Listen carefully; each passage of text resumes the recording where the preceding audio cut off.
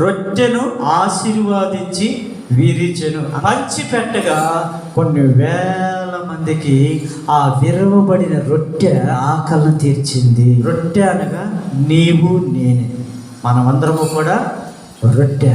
నిన్ను విరిచినప్పుడు నీవు ఆ రొట్టె ఎలాగైతే 5,000 మందికి 4,000 మందికి ఆశీర్వాదకరముగా ఆకలిని తీర్చిన విధముగా ఈ రోజున దేవునికి రొట్టెగా మార్చబడినట్లయితే మనల్ని అనేక మందికి ఆశీర్వాదకరముగా మార్చబడతారు.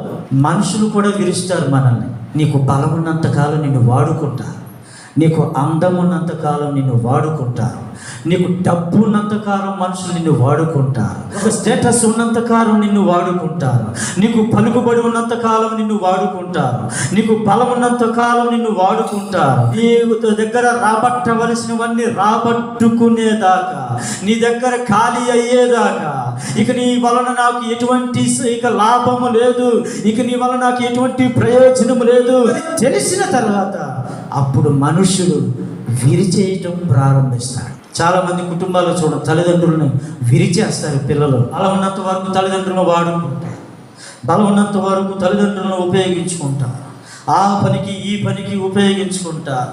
ఇక వారు పనికి రాకపోతే, వారికి బలము లేకపోతే, వారికి శక్తి లేకపోతే ఏం చేస్తారు?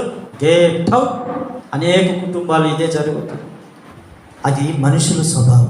మనుషులకు ఉండే సహజ స్వభావం ఏమిటంటే ముందు వాడుకుంటారు, ఆ తర్వాత విరిచేస్తారు. కానీ నా దేవుడు ఎలాంటి వాడంటే విరిచిన దాన్ని వాడుకునేది.